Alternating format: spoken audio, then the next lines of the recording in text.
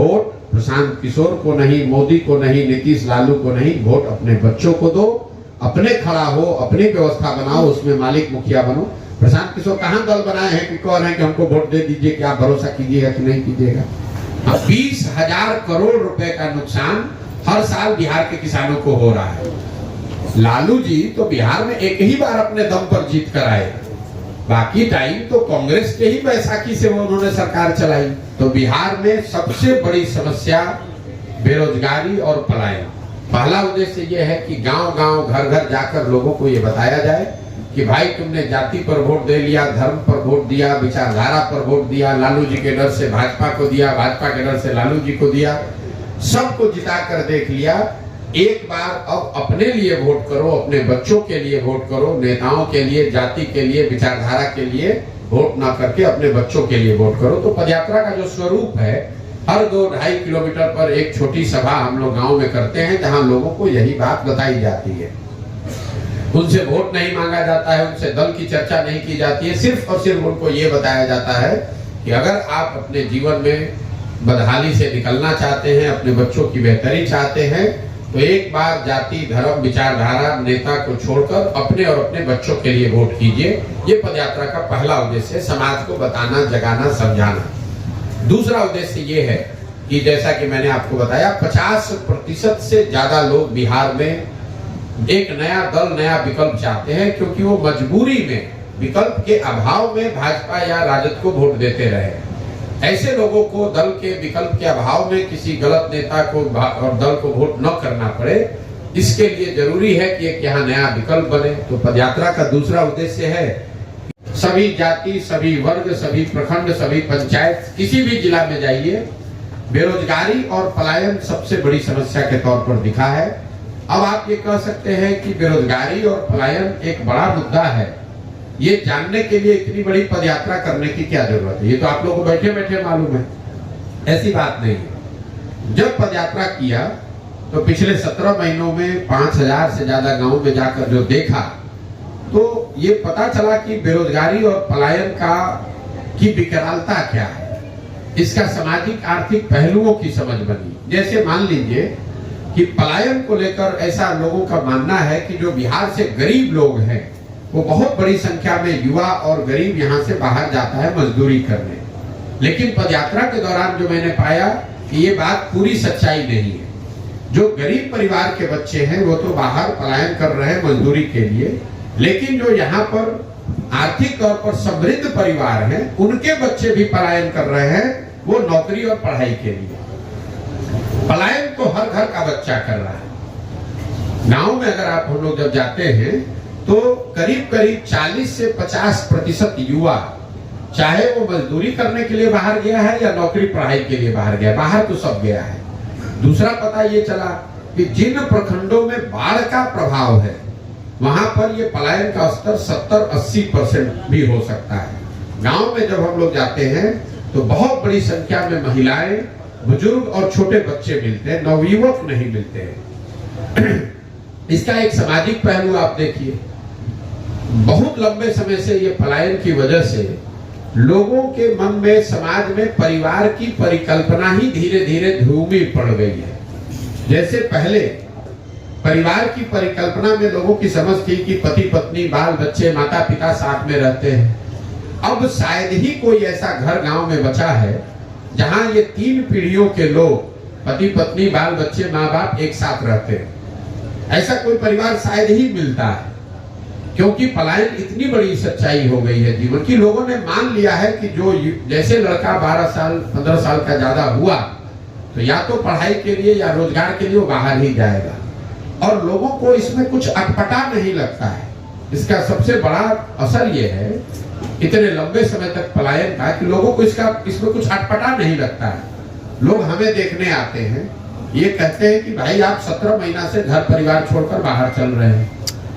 उनको इस बात का एहसास नहीं होता है कि उनके घर के बच्चे, उनके घर के युवा सालों साल से उनको छोड़कर चले गए हैं, और साल में कभी 1 महीने 10 दिन 15 दिन के लिए कोई छठ में, ईद में, शादी विवाह में घर आता है।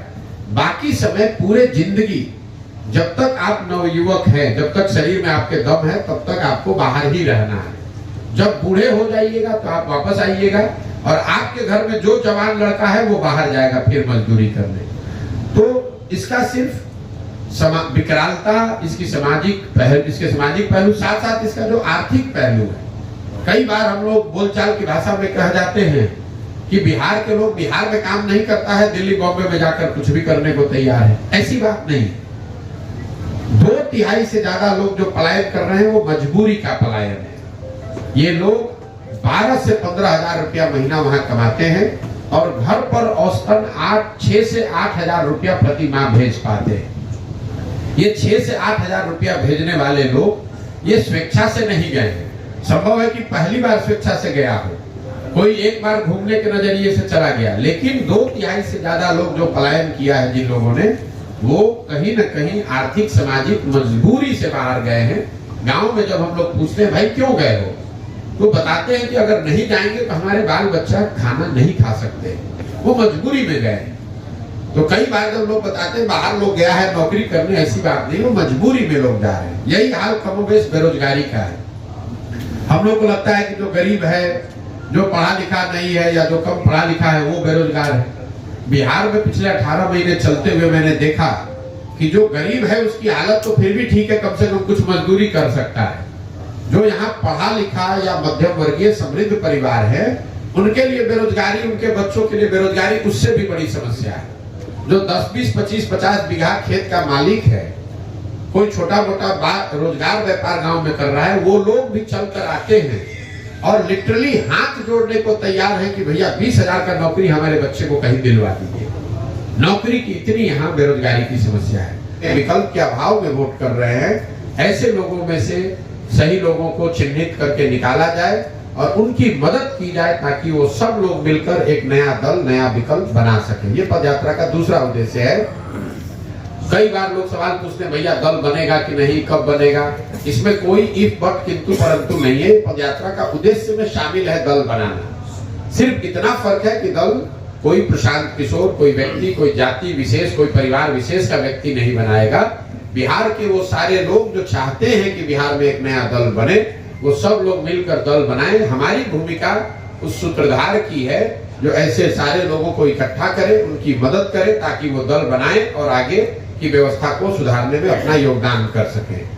पदयात्रा का तीसरा उद्देश्य है कि अगर लोग अपने भविष्य और अपने बच्चों के भविष्य के लिए वोट करें, अगर एक नया बेहतर दल, अच्छे लोगों का दल बन भी जाए, तो भी बिहार में सुधार तब तक नहीं हो सकता है जब तक यहाँ की जमीनी समस्याओं को समझकर उसके निवारण का कोई रास्ता, उपाय न बनाया जाए। तो पदयात्रा का तीसरा उद्देश्य ये है कि बिहार में जितने भी पंचायत हैं, 8,500 करीब पंचायत हैं, हर पंचायत का अगले 10 वर्ष की विकास का योजना बनाना। आप ये देख रहे हैं कि जो इतना समय हम लोग लगा रहे हैं पदयात्रा में, वो इसलिए नहीं कि चलने में इतना समय लग रहा है। जितना दिन हम लोग चलते हैं उतना दिन करीब करीब वहां रुककर उन लोगों को चिन्हित करते हैं, उन समस्याओं को समझते हैं और हर पंचायत की एक योजना बनाते हैं। अगर हम यहाँ मधेपुरा में आएंगे तो मधेपुरा छोड़ने से पहले मधेपुरा के हर एक पंचायत का अलग अलग वहां की समस्या का अध्ययन करके, उसका संकलन करके, उसका निवारण कैसे हो, उस पंचायत में विकास कैसे किया जाए, इसका 10 वर्ष का योजना बनाने के बाद ही मधेपुरा से आगे जाएंगे। यही वजह है कि पदयात्रा में एक जिले को करने में 1 महीना, कई बार 1.5, 2 महीना भी लग रहा है। अभी 18 महीने में हम लोग सिर्फ 14 जिला ही गए हैं। तो और इन जो पंचायत की जो योजना बनती है, इसमें लोकल समस्या के साथ साथ 3 बातों का हम लोग निराकरण का जरूर बताते हैं। पहला कि हर पंचायत में बच्चों के पढ़ने के लिए अच्छी व्यवस्था कैसे बनाई जाएगी। दूसरा, पंचायत के स्तर पर 800 से 1200 लोगों के लिए नए रोजगार के अवसर कैसे पैदा किए जाएं ताकि यहाँ से लोगों को पलायन न करना पड़े। और तीसरा, बिहार में जो लोग खेती करते हैं उस खेती को खाने वाली खेती से कमाने वाली खेती कैसे बनाया जाए, ये बिहार के हर पंचायत के लिए योजना बना रहे हैं ताकि जब पदयात्रा खत्म हो तो लोगों को सिर्फ एक राजनीतिक विकल्प न मिले, उनको राजनीतिक विकल्प भी मिले, एक सोच से वो वाकिफ हो और उनके पास ये भी अवसर हो कि वो देख सके, उस योजना को पढ़कर चर्चा करके समझ सके कि अगर वो जन सुराज के साथ जुड़ते हैं, कल जन सुराज की व्यवस्था बनती है तो उनके पंचायत में, उनके गांव में क्या कुछ किया जाएगा जिससे कि उनके बच्चों के पढ़ाई, रोजगार और खेती से आमदनी के विषय को बेहतर किया जा सके। ये वो है किसानों की बदहाली। यहाँ का जो किसान है वो बिल्कुल बदहाल है और इसकी मूल वजह यह है कि बिहार में किसानों की बदहाली जो 18 महीनों में मैंने देखी, क्यों इतना बदहाल है किसान, उसकी 3 समस्या है। पहली समस्या है बिहार में भूमि सुधार का लागू नहीं होना।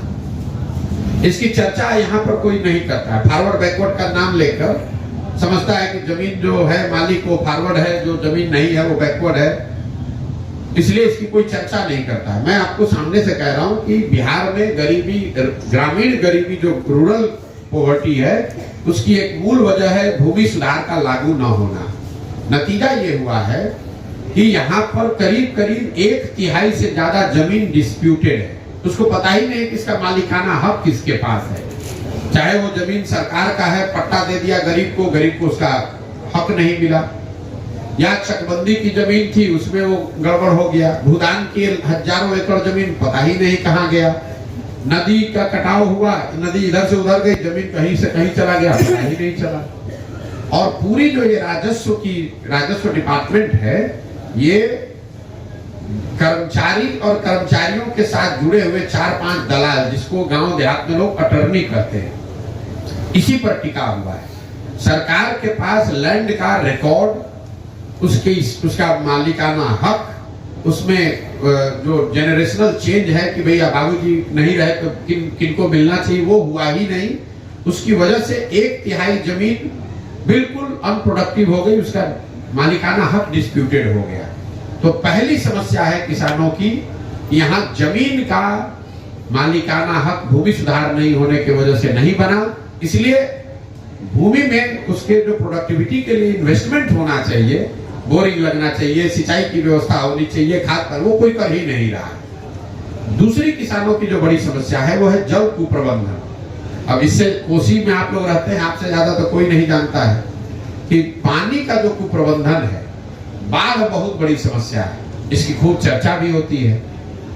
लेकिन आपके लिए जानकारी के लिए बता दूं कि बिहार में 50% कृषि योग्य जमीन ही बाढ़ से प्रभावित है। बाकी का जो 50% जमीन है, उसमें आधी से ज्यादा जमीन या तो सूखे से प्रभावित है, या जल जमाव या नदियों के कटाव से प्रभावित है। आप लोगों ने कोसी के इस इलाके में अनुभव किया, बाढ़ से जितना नुकसान नहीं हुआ, उससे सबसे ज्यादा नुकसान हुआ जब कोसी ने अपना मार्ग बदल दिया।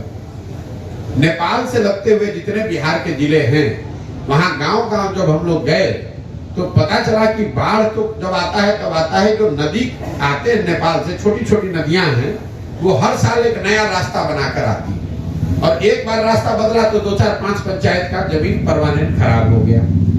यही हाल कमोवेश जब आप गोपालगंज से चलिएगा, तो गोपालगंज में, सिवान में, छपरा में, वैशाली में, मुजफ्फरपुर, दरभंगा में, समस्तीपुर में, बेगूसराय में, हर पंचायत में सैकड़ों एकड़ जमीन ऐसी है जो वहां जल जमाव की समस्या है, वहां से पानी निकलता ही नहीं। जो चवर जिसको लोग कहते हैं, लख कहते हैं, कई जगह मन भी लोग कहते हैं, पानी लग गया तो वहां अब वो पानी निकलता ही नहीं है। तो या तो वहां एक फसल हो रहा है या वो भी नहीं हो रहा है। तो जितनी बड़ी समस्या बाढ़ की है, उतनी ही बड़ी समस्या सूखे की, जल जमाव की और नदियों के कटाव की भी है। सड़क पर आप चलते हैं तो एक साइड पानी लगा हुआ है इसलिए खेत नहीं हो रहा है, दूसरे साइड सूखा पड़ा हुआ है इसलिए खेती नहीं हो रहा है। तो जो जल पानी जो बिहार की सबसे बड़ी ताकत, संपदा हो सकती थी, वो आज हम लोग के लिए अभिशाप बनी हुई है। और तीसरी जो सबसे बड़ी समस्या, लालू जी तो बिहार में एक ही बार अपने दम पर जीत कर आए, बाकी टाइम तो कांग्रेस के ही बैसाखी से वो उन्होंने सरकार चलाई, और कांग्रेस ने 25-30 सांसदों के लालच में कि दिल्ली में बिहार से 25-30 सांसद जीत के जाता रहे, इसलिए उन्होंने बिहार को लालू जी के हवाले करके छोड़ दिया। ऐसा तो है नहीं कि कांग्रेस को पता नहीं था उस समय कि बिहार में क्या हो रहा है, या बिहार पिछड़ रहा है, या बिहार की जनता गरीब है, पलायन कर रही है, मजदूरी नहीं मिल, इनको रोजगार नहीं मिल रहा है। इन सब के बावजूद कांग्रेस ने यहाँ लालू जी का शासन चलवाया क्योंकि उनको 20, 30, 40 सांसदों का लालच था। यही काम आज भाजपा कर रही है। आपको क्या लगता है कि पूरे देश में दूसरे दलों को तोड़कर खरीद कर सरकार बनाने वाली भाजपा बिहार में सबसे बड़ा दल होने के बाद भी सरकार नहीं बनाती है? क्यों? क्योंकि उसको यहाँ से 35-40 सांसद चाहिए और उसको भी मालूम है कि नीतीश कुमार कुछ कर नहीं रहे। उसके लोगों ने, उनके नेताओं ने क्या बयान दिया है, अमित शाह ने क्या कहा, माननीय मोदी जी ने क्या कहा नीतीश कुमार के बारे में, किसी छुपा हुआ नहीं। अभी 2 महीना पहले तो लोग चिल्ला चिल्ला के कह रहे थे कि बिहार को बर्बाद कर दिया। फिर नीतीश कुमार को क्यों बनाया? इसलिए बनाया है कि बिहार में समीकरण बनाकर 30-35 सांसद जीते। सांसद हम लोग का बिहार से जाता रहे, बिहार का जनता भोग रहा है तो भोगे, बिहार का जनता भीख मांग रहा है, भीख मांगे, हम लोग के बच्चे जाकर गाली खाएं, मजदूरी करें, तो उससे कोई फर्क नहीं है। मोदी जी बिहार में इतने बड़ी संख्या में लोग भाजपा को, मोदी जी को वोट दे रहे हैं। कोई नहीं पूछ रहा है कि मोदी जी रोज गुजरात जा रहे हैं इन्वेस्टमेंट सबमिट करने के लिए, 1 लाख करोड़ का बुलेट ट्रेन बना रहे हैं, गुजरात में तरक्की हो रही है। गुजरात से बीजेपी का एमपी जीता 26। आप मुझे बता दीजिए 10 वर्ष में मोदी जी एक दिन बिहार आए हों कि भैया बिहार में भी इन्वेस्टमेंट सबमिट होना चाहिए। मान लीजिए कि यूपी में 10 लाख, अभी कल आए थे शायद, 10 लाख करोड़ का कह रहे हैं कि इन्वेस्टमेंट हो रहा है। मान लीजिए हम लोग बिहार गरीब राज्य, हम लोग यहाँ 50,000 करोड़ का ही इन्वेस्टमेंट के लिए आ जाते, 10 वर्ष में एक बार भी नहीं आए। लेकिन यहाँ की जनता बेवकूफी में या समझिए ना समझी में उसी मोदी जी को जाके वोट दे रही है या मजबूरी में वोट दे रही है, और इसीलिए हम लोग के बाल बच्चे भोग रहे हैं। पहला ही लाइन कि बिल्कुल भी कभी जीवन में प्रशांत किशोर पर भरोसा मत करो, किसी भी नेता पर भरोसा मत करो। ये कभी मत सोचो कि हमको वोट दे दोगे तो हम आकर तुम्हारा जीवन सुधार देंगे। अगर हमको वोट दोगे, हमारे कहने पर वोट दोगे, तो जैसे पहले के लोगों ने धोखा किया, हम भी आपके साथ धोखा कर सकते हैं। इसलिए वोट प्रशांत किशोर को नहीं, मोदी को नहीं, नीतीश लालू को नहीं, वोट अपने बच्चों को दो, अपने खड़ा हो, अपनी व्यवस्था बनाओ, उसमें मालिक मुखिया बनो। प्रशांत किशोर कहाँ दल बनाए हैं कि कह रहे हैं कि हमको वोट दे दीजिए, कि आप भरोसा कीजिएगा कि नहीं कीजिएगा। हम आपसे वोट मांगे नहीं, चंदा ले नहीं रहे हैं, आपसे कार्यकर्ता बनने के लिए कह नहीं रहे हैं। आप जब हम पर भरोसा कीजिएगा ही नहीं, जब विश्वास कीजिएगा नहीं, तो घात होगा कैसे?